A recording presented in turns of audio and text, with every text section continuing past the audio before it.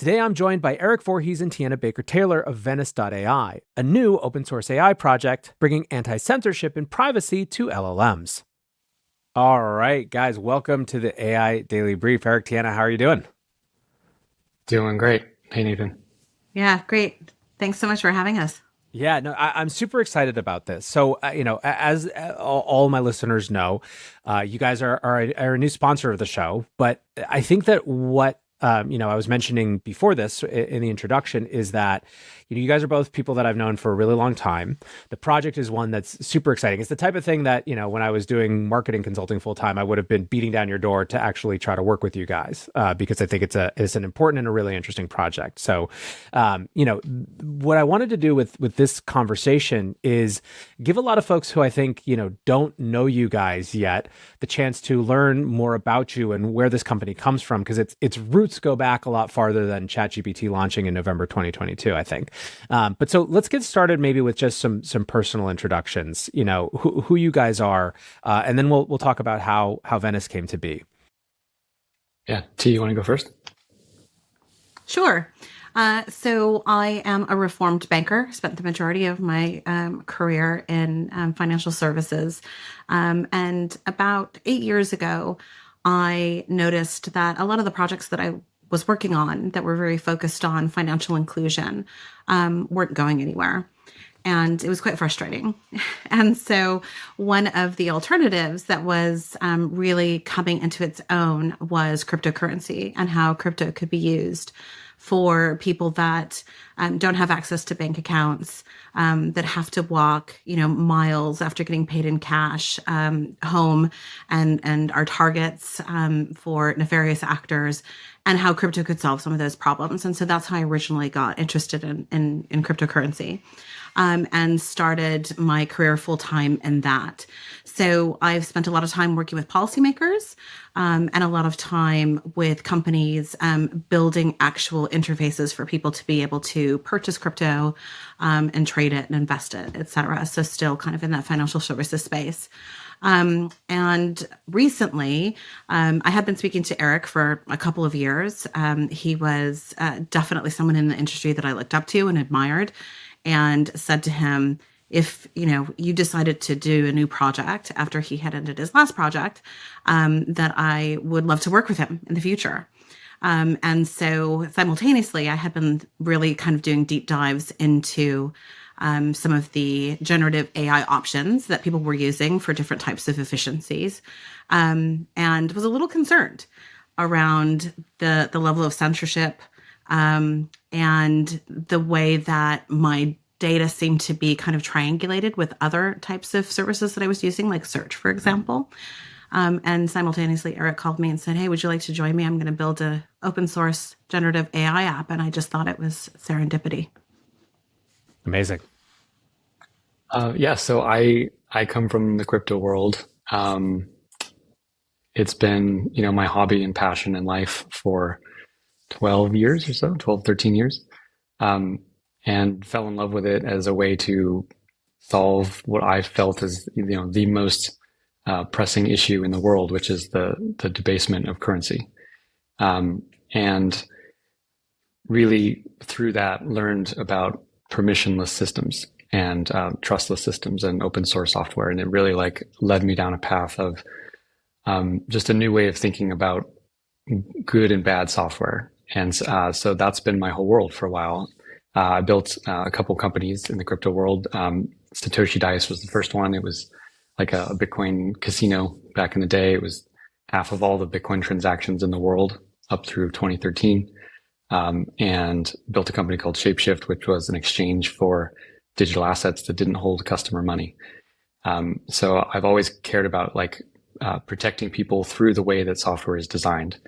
And so after Shapeshift, these last couple of years, I've gotten into the AI world just as a hobby because who hasn't? It's so cool, and started realizing that it's actually heading into kind of a dystopian future if certain things aren't changed.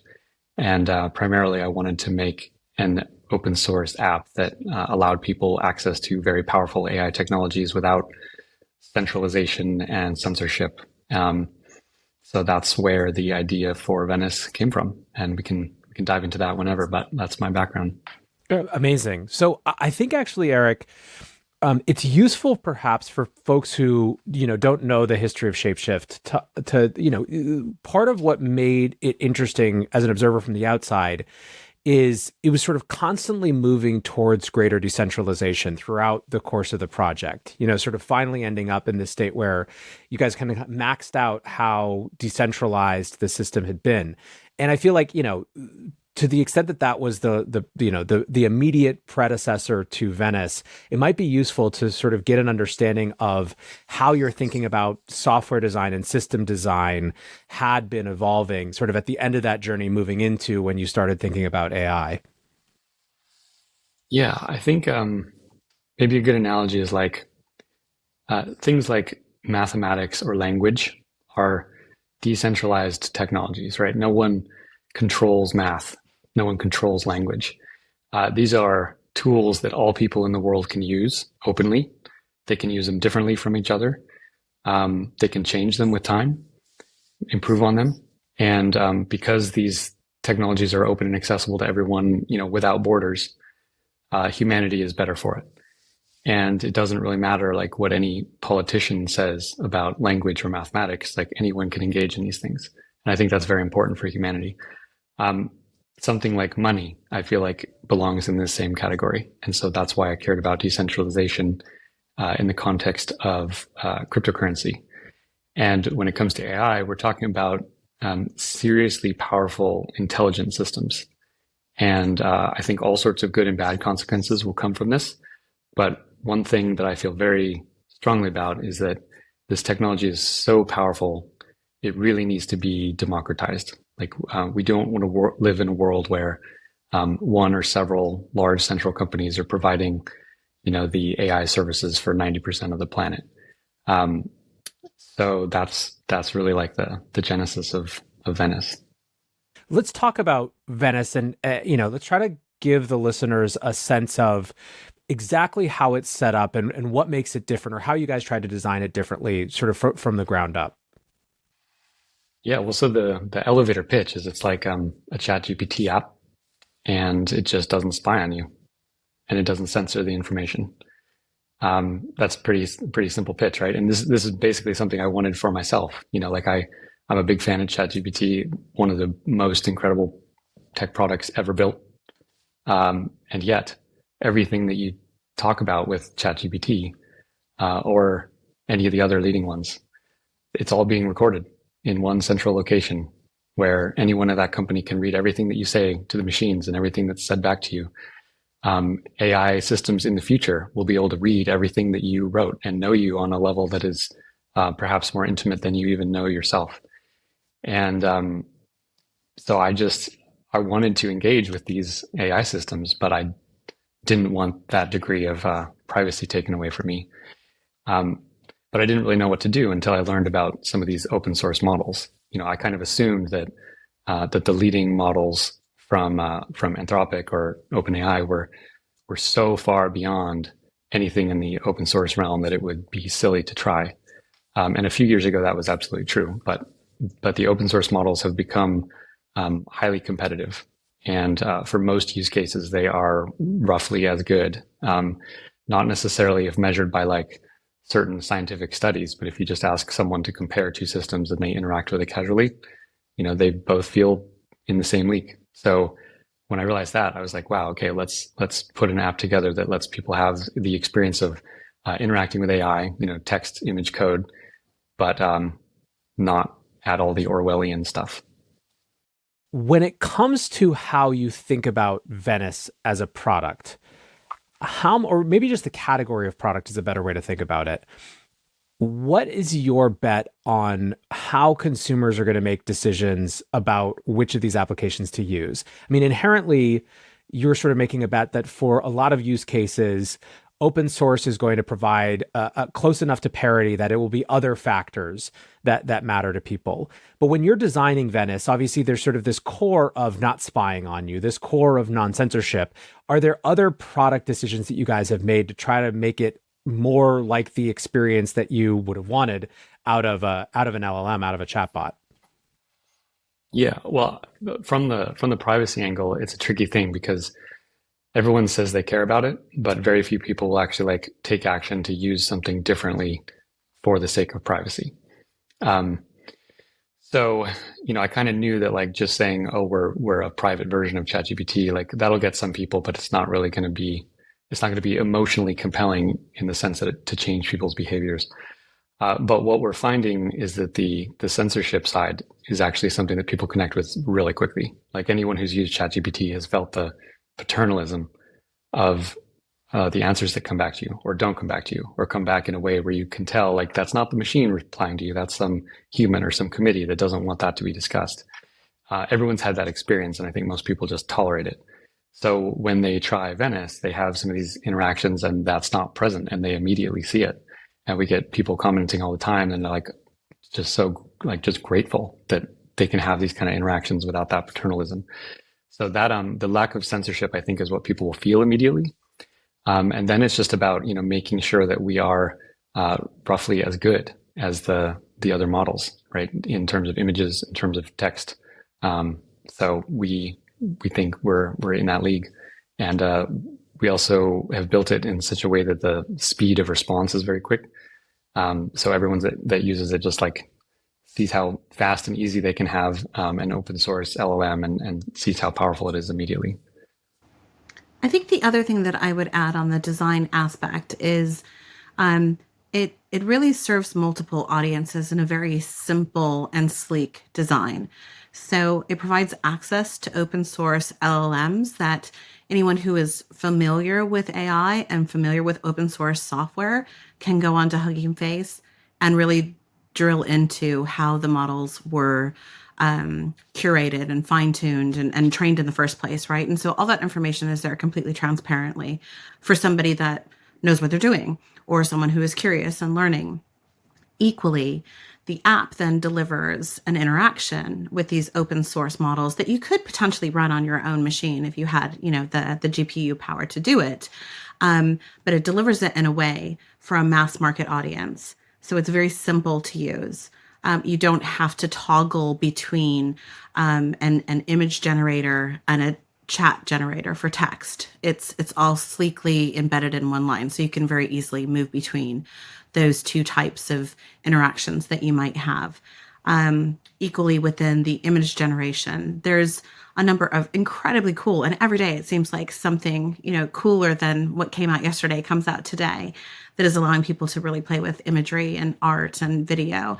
And some of the things that you can create are extraordinary, but you kind of have to know what you're doing, right? You need to understand LoRa's and you need to understand how to prompt the LLM in a way that's going to produce the image that you're looking for.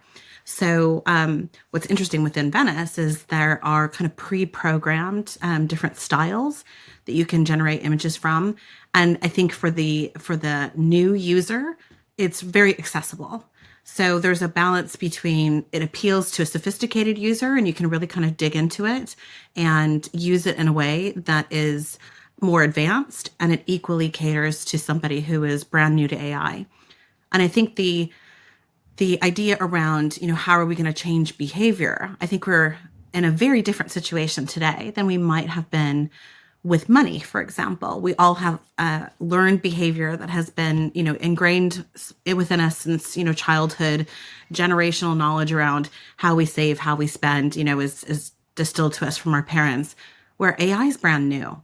So I think that if people understand the differences, then they are more apt to make an informed choice. And I think that's where some of the privacy things come into play. Maybe that's not the first thing that they're attracted to, but once they learn the benefits, I think it becomes an even more attractive value proposition.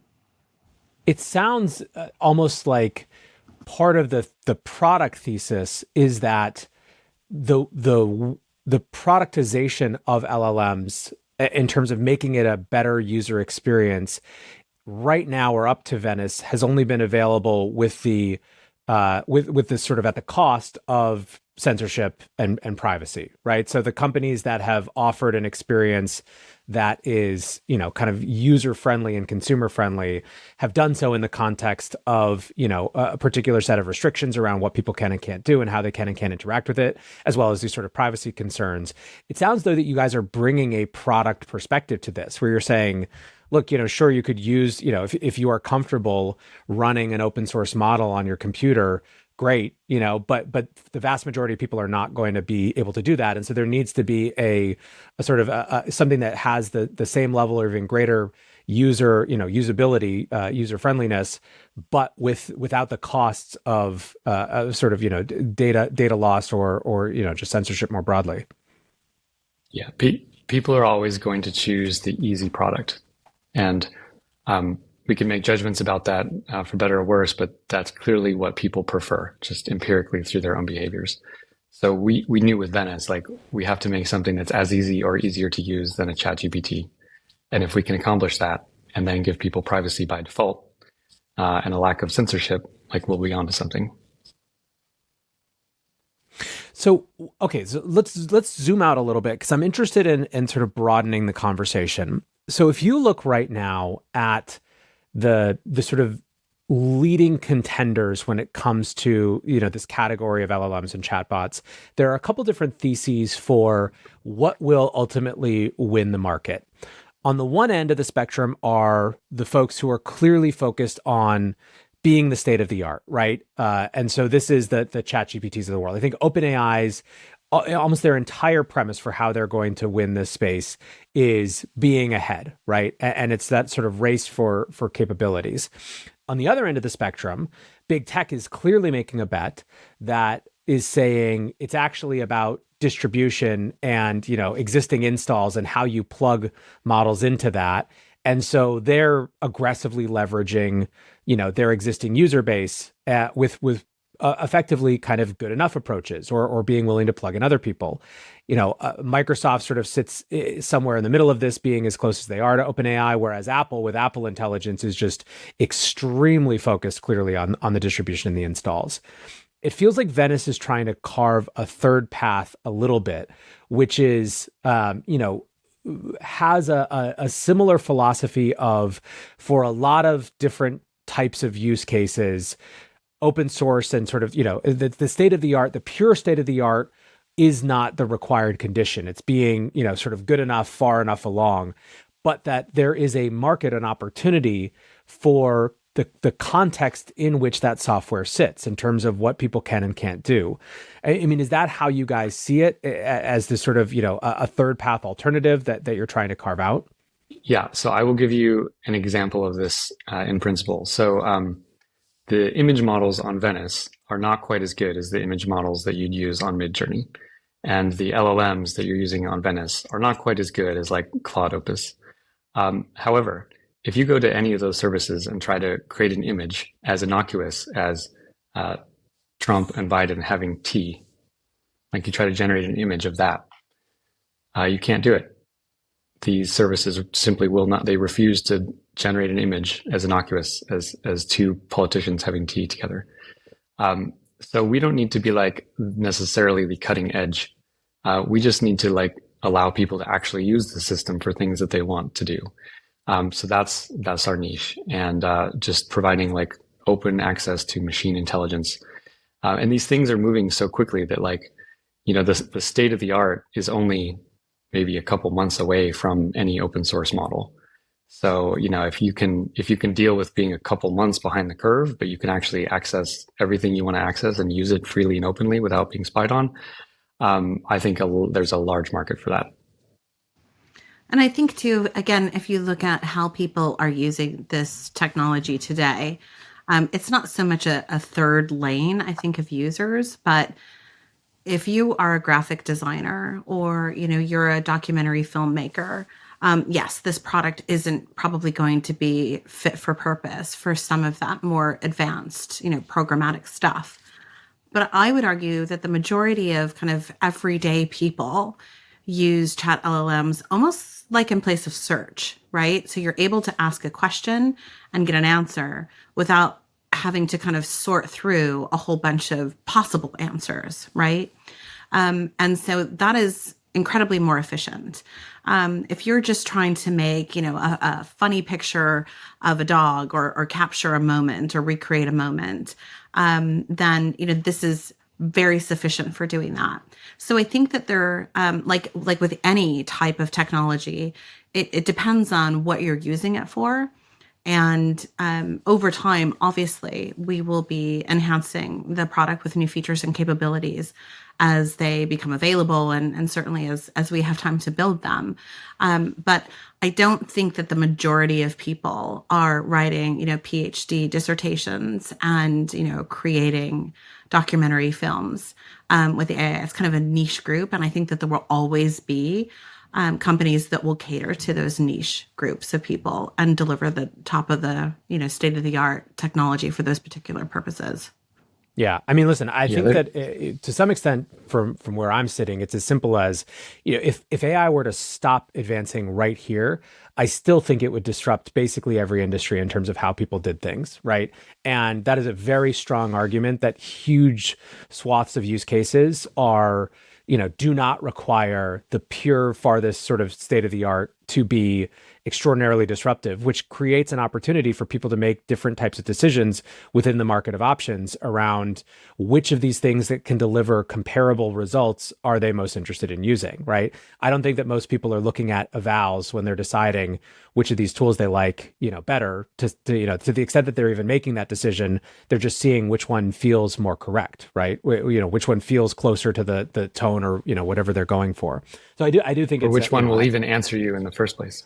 Right. And I think that, so let's actually talk about how you guys, what your perception of where the discourse around this is.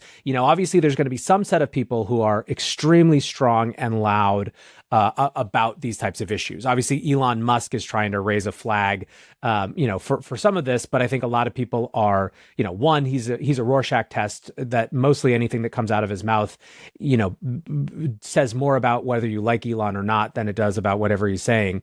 However, he is, I think when he's talking about these things, part of the reason that they're, that not everyone is listening is there's a perception that is sort of being self-serving with Grok and that he's just sort of got an axe to grind with OpenAI. But, have you guys, I guess, witnessed an evolution in how people are discussing this? Are you seeing it get louder in terms of these questions of censorship? And, when you think about who the market of people who are receptive to this message right now are, how do you think about it? Is it a group that's sort of defined in any knowable way, or is it just sort of an ever expanding group that, gets kind of bigger and bigger the more that these issues come up? Yeah, I think that people are noticing it across the board. There are obviously privacy evangelists that notice these things first, right? And they're very open about it.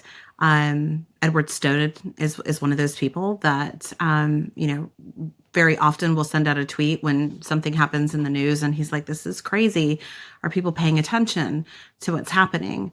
And it doesn't necessarily matter what the specific instance was, but Edward Snowden is kind of one end of the spectrum, but I think, we hear from our, mainstream users that they find it refreshing that not only will Venice answer your question, but equally it won't tell you that you shouldn't have asked the question in the first place. And I think that is where people start to notice that kind of parochial, patronizing tone that sometimes some of the big tech apps, their models can take, right? So it's not just we won't answer your question, but it's, you really shouldn't be thinking about this. And so when technology is telling us not only, the supposed truth, but also curating what we should even be exploring, intellectually, I think that's very problematic. And people do notice when they're being minded, by a parent, and this parent happens to be, a piece of technology. So I think that's the one thing that has stood out kind of across the mix from, people that really care about privacy and that really care about, information being censored or free speech, to just your average everyday person that is trying to potentially challenge their own views, or to learn about a topic that, some people consider taboo. And I think that becomes the discussion. Like, who is the arbiter of discretion? Who decides what is taboo? Does that vary by culture? Of course it does. Does that vary by socioeconomic class? Potentially. And so when we start limiting people's critical thinking and the ability to try to extend their knowledge base, I think that's very problematic, and it's really obvious. Yeah, I'll add that if you look forward, just a few years, it's not hard to imagine various governments in your country or in other countries, which put pressure on these centralized AI companies, such that the censorship and the bias in the models isn't just coming from that company anymore, but is now coming from politicians behind the scenes. I think everyone can understand it. Like, if these systems had been around during COVID, what the AI could tell you about that virus and outbreak and the response to it would have been highly curated by various government authorities. And so if you trust all the government authorities, like, maybe you don't care about that. If you're skeptical, and if you think that many different voices need to emerge in order for truth to be discovered, then that kind of censorship is really, really dangerous. And when you combine it with like the world's leading artificial intelligence machine learning systems, it can get pretty dystopian. And so all we want to do is build an alternative so that if that starts happening, people have a different way of interacting with these systems. For what it's worth, there's also the extremely banal reality, which is I have to create thumbnails every day. And a lot of times I talk about Trump or Biden as relates to crypto or as relates to, AI or as relates to whatever the topic. And when I go to try to create an image that has one of those guys in it, I'm not trying to start some deep fake war. I want Trump shaking hands with a friggin' robot so I can put it on, the YouTube thumbnail. And there are huge numbers of use cases that are like completely legitimate, non-risky, that these big broad brushes of what you can and can't do just overwhelm. And I think that when you run into those sort of contrasts, it removes ideology, at least initially, from this. It is just completely practical barriers to actually using these tools for what you need them for. Imagine if we were like back at the start of the internet, right? And the web browser had just come out, and you would try to do a search or something, and then once in a while it would tell you that search was invalid, that you like couldn't look for that thing. That would be a very different experience than what we actually had in the 90s. And I think people appreciated the power and magic of that open ethos, where you could type anything into the Google search and you'll get a range of answers. That like quest for open knowledge, I think, served humanity very well. And it is tragic now that we have this new kind of information browser, these AI systems, and yet all sorts of the questions that you might ask get constrained or restricted. I think this is a regression for human civilization, and we want to push back on that. Yeah, I think the one thing that I would add to that too is if we take a step back. I mean, the beginning of the internet is certainly an excellent example, but let's go back even further. The New Yorker and New Yorker cartoons have been around for a very, very long time. And parody, especially in politics, political parody is part of culture, right? And it can be protest, it can be comedic, it can be ironic.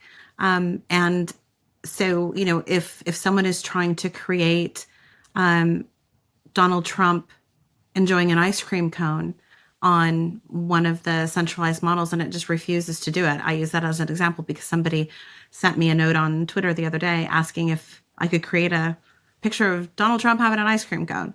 And Venice had no issue doing that.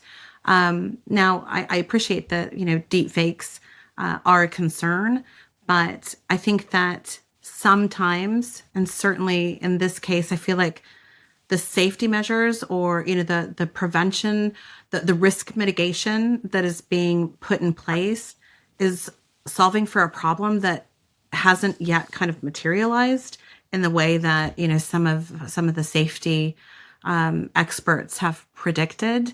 And if we kind of lose our balance of just kind of good humor. The New Yorker is a great example of a cartoon that probably offends some people sometimes. And, no one is trying to censor the artists of the New Yorker. So this is a great segue into a conversation that I wanted to ask you about. Obviously a big part of this is the safety debate and what it looks like to have guardrails, or what types of guardrails should be around these systems. And I think that the level of discourse, well, I find the level of discourse around this, at least in policy circles, extremely frustrating. I think that there is this sort of you could any politician who talks about this is going to start with some canned statement around there's a lot of good that can come from this, but also a lot of bad, and we need to and then it's sort of just insert something that looks like ChatGPT could have said it to them, rather than actually having a critical analysis of actually ranking the risks of these different systems. And so my presumption would be that part of the way that you guys think about it is just you've made a different assessment around where the biggest risks lie with these systems, and the risk of centralization of control of these extremely powerful systems, the risk that centralized control can lead to shaping, the broad public perception of what is or isn't real. Like, those risks for you guys, I would imagine, outweigh or rank higher than other types of risks that these companies are prioritizing. But how do you guys think about the state of the AI safety debate, in general, and then specifically perhaps as it relates to open source? So this is where, like, the background in crypto is very very relevant. Like, generally the world operates today with a money system that has central parties that control it, right? So each central bank in a given jurisdiction is controlling the money, and the government makes rules on how money can be used and how much will be printed, what the price of money will be and the interest rate, et cetera. And a lot of people don't have a problem with that. They think that, like, central authority like that is important, is effective. And some of us simply believe differently, that when something is important and consequential, decentralization of power is actually, like, the safetiest path. So when it comes to AI, like, I don't know whether it will be net good or net harmful. It'll probably be a mix of both. But I certainly don't think that any human in the world is smart enough to be in charge of that decision, nor any single committee, nor any single government, nor any single company. I think it's a complex problem. People will have different preferences. Different cultures will have different preferences. And the way that you establish good order and safety is through decentralization. And that's a hard sell for many people, because they want to know someone's in charge, right? This is a very human instinct to want to know that, like, there's a singular entity that's in charge of something. But in complex systems, that's a really dangerous impulse. And so, this is why I think, regardless of where you are on the safety debate, you should advocate for open source AI, because if it's not dangerous, then it doesn't matter. If it is dangerous, open source is really the best way to, like, make sure the entire world can see how things are getting built and developed. So that's where we come down on it. And I'll leave it there. I think the one thing that I would add is, when you talk to the average person, if we stick with Eric's analogy around, do you think that the central bank is doing a good job? Do you think that, monetary policy that's being set is effective? And most people, their hobby is not assessing monetary policy, right? So I think their view of whether or not the economy is doing well is kind of based on, does everybody I know have a job? And, can I afford my groceries, right? Is inflation out of control? When you talk to people about how would you feel about a central bank digital currency, which is programmable and traceable and is supposed to be digital cash, right? It's going to be cash that's issued digitally by the government. How do you feel about that? And oh, by the way, everything that you spend, unlike cash, will be able to monitor, on all of the data around that transaction the government will have access to. And then you start to see people go, well, wait a minute. No, I don't want that. I want to be able to spend my money how I want to spend my money. And I don't think that the government should have access to all of that information. So going back to, what I said earlier, I think that if people have access to clear information, the education around this need not be overly complicated. But once you really understand how the information about how you use these tools could be shared and with whom, the privacy element, it's not even that you have to care about privacy. It's more, the individual, is my individual sovereignty being put at jeopardy even more than I might have felt that it has been over whatever the last year, my lifetime, etc. Do you think that AI, the nature of AI specifically, creates more centralization risks than even we've seen with other technologies? Yeah, the strong impulse with AI is toward centralization, if for no other reason than just the training of models is a highly compute intensive task that at least today has to be done in large data centers with highly specialized equipment and $100 million budgets. To the degree that that's true, there's a strong centralizing force, and I think Meta deserves tremendous credit for being the largest company building the best frontier model that is willing to open source it. I don't want to live in a world where they're the only ones doing that, and I think the better path is if people can figure out how to do decentralized training. There are some very cool projects working on that, and I think if that nut gets cracked, then humanity is in great shape. But if that can't happen, if training of frontier models must always be done with huge budgets on centralized hardware, then it's going to be an uphill battle. But it's probably still a battle worth fighting.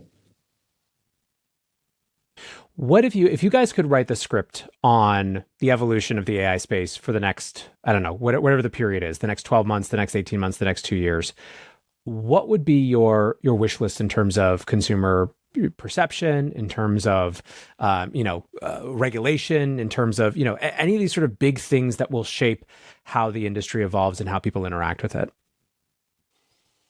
I mean, my hope would be that the powers that like to centralize control will abstain from trying to do that so quickly with AI.